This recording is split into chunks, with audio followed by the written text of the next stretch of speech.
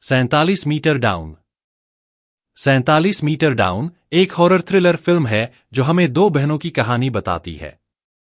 ये दोनों बहनें छुट्टी मनाने के लिए मेक्सिको गई हैं, लेकिन छुट्टियों का मजा कब एक खौफनाक हादसे में बदल जाता है, उन्हें पता ही नहीं चलता। लीजा और केट नाम की ये दोनों बहनें एक शार्क के पिंजरे में फंस जाती हैं, वो भी समुद्र के 47 मीटर नीचे। चारों तरफ शार्क हैं, ऑक्सीजन कम होती जा रही है और ऊपर से बाहर निकलने का कोई रास्ता नहीं दिख रहा। अब उनकी जंग है जिंदा बचने की। फिल्म में मैंडी मूर और क्लेयर होल्ट ने लीजा और केट का किरदार निभाया है। यह फिल्म डर, रोमांच और जज्बे से भरी हुई है। कहानी की शुरुआत होती है दो बहनों लीजा और केट से, जो मेक्सिको में छुट्टियां मना रही हैं। लीजा का हाल ही में अपने बॉयफ्रेंड से ब्रेकअप हुआ है और वह बहुत उदास है। उसका बॉयफ्रेंड उसे बोरिंग कहकर छोड़ चुका है और अब लीजा को खुद पर बहुत कम आत्मविश्वास है। केट, जो स्वभाव से बहुत ही मस्तीखोर और एडवेंचरस है, अपनी बहन का मूड ठीक करने के लिए कुछ रोमांचक करने का सुझाव देती है। एक रात वे एक पार्टी में जाती हैं और वहां उनकी मुलाकात होती है दो स्थानीय लड़कों बेंजामिन और लुइस से। ये दोनों लड़के उन्हें शार्क के पिंजरे में डाइविंग करने का ऑफर देते हैं। यह सुनकर केट की आंखें चमक जाती हैं, वाह कितना रोमांचक होगा, लेकिन लीजा थोड़ी डर जाती है।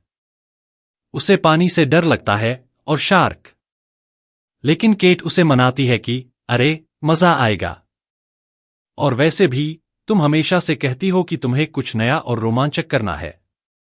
अगले दिन बहनें एक छोटी सी नाव पर चढ़ती हैं जिसका मालिक है कप्तान टेलर। कप्तान टेलर उन्हें बताता है कि यह शार्क के पिंजरे में डाइविंग का अनुभव पूरी तरह सुरक्षित है। लीजा को अभी भी थोड़ा डर लगता है, लेकिन केट उत्साहित है और उसे भी उत्साहित करने की कोशिश करती है। कुछ देर बाद दोनों बहनें अपने स्कूबा गियर पहनकर पिंजरे में जाती हैं और पिंजरा धीरे धीरे पानी में उतारा जाता है। शुरुआत में सब कुछ एकदम सही लगता है। वे पानी के अंदर मछलियों और अन्य समुद्री जीवों को देखती हैं। एक बड़ी सफेद शार्क को देखकर दोनों के होश उड़ जाते हैं, लेकिन जल्दी ही वे यह अनुभव करने लगती हैं कि यह कितना अद्भुत है। लेकिन तभी अचानक रस्सी टूट जाती है और पिंजरा तेजी से समुद्र की गहराई में गिरने लगता है। वे 47 मीटर गहरे समुद्र में जा गिरती हैं। समुद्र के तल पर पहुंचकर दोनों बहनें बेहद डर जाती हैं। लीजा घबराने लगती है, उसका दिल तेजी से धड़कने लगता है।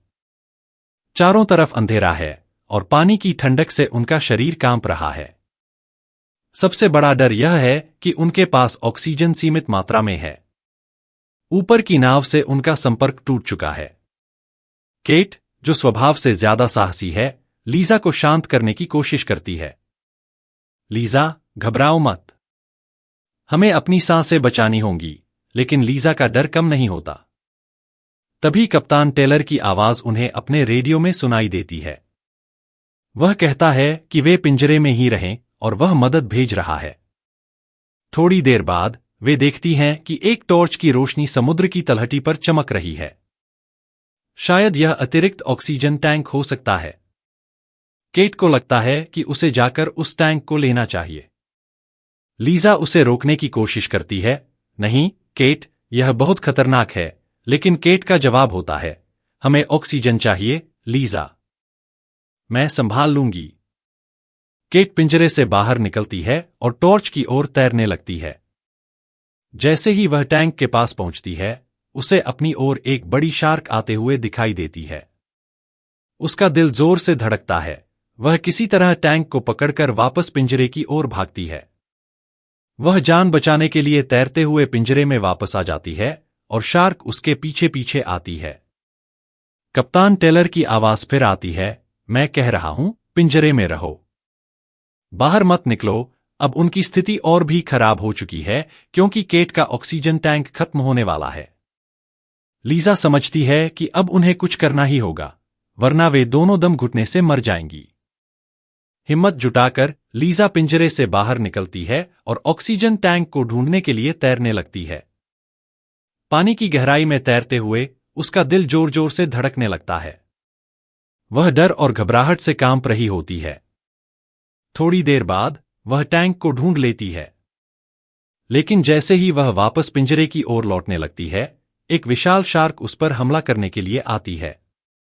वह अपने आप को बचाने के लिए चट्टान के पीछे छुप जाती है और बड़ी मुश्किल से शार्क के चंगुल से बच पाती है। वह जैसे तैसे टैंक लेकर पिंजरे तक पहुंचती है और केट को देती है। केट ऑक्सीजन टैंक को बदलती है और वे सोचती हैं कि अब उन्हें ऊपर की ओर चढ़ना चाहिए। वे दोनों नाव की रस्सी को पकड़कर सतह की ओर तैरने लगती हैं। वे धीरे धीरे ऊपर बढ़ती हैं, लेकिन तभी एक शार्क आकर उन पर हमला कर देती है। वे तुरंत वापस नीचे आ जाती हैं और पिंजरे में छुप जाती हैं। अब लीजा एक बड़ी चट्टान के नीचे फंस जाती है और घबराने लगती है। वह जोर जोर से चिल्लाती है, मुझे बचाओ, केट। मैं फंस गई हूं। केट किसी तरह उसकी मदद करती है और वे दोनों फिर से पिंजरे में लौटती हैं। वे दोनों थकी हुई और घबराई हुई हैं। कप्तान टेलर उन्हें कहता है कि असली मदद आने वाली है, लेकिन इसमें थोड़ा समय लगेगा। उनका ऑक्सीजन टैंक फिर से कम होने लगता है और वे दोनों बेहद डरी हुई हैं। उन्हें समझ नहीं आ रहा कि क्या करें। लीजा को एक रोशनी दिखाई देती है और वह सोचती है कि शायद कोई गोताखोर उनकी मदद के लिए आ रहा है। लेकिन तभी एक बड़ी शार्क आती है और उस गोताखोर को मार डालती है। अब उन्हें एहसास होता है कि वे पूरी तरह अकेली हैं। वे सतह की ओर एक बार फिर से तैरने की कोशिश करती हैं। केट को एक शार्क काट लेती है और उसका खून पानी में फैल जाता है।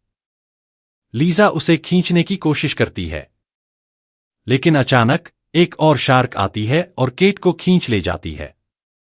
लीजा डर के मारे जोर से चिल्लाती है, लेकिन उसे पता होता है कि वह अब और नीचे नहीं रुक सकती। लीजा पूरी हिम्मत के साथ सतह की ओर तैरती है और किसी तरह बच निकलने में सफल होती है। वह नाव पर चढ़ जाती है और राहत की सांस लेती है। लेकिन तभी उसे कुछ अजीब महसूस होता है। उसे लगने लगता है कि वह अभी भी समुद्र के अंदर ही है। तभी वह देखती है कि वह अभी भी पिंजरे में फंसी हुई है और नाइट्रोजन नर्कोसिस के कारण उसे भ्रम हो रहा है। उसकी ऑक्सीजन भी लगभग खत्म होने वाली होती है और वह बिल्कुल हताश हो जाती है।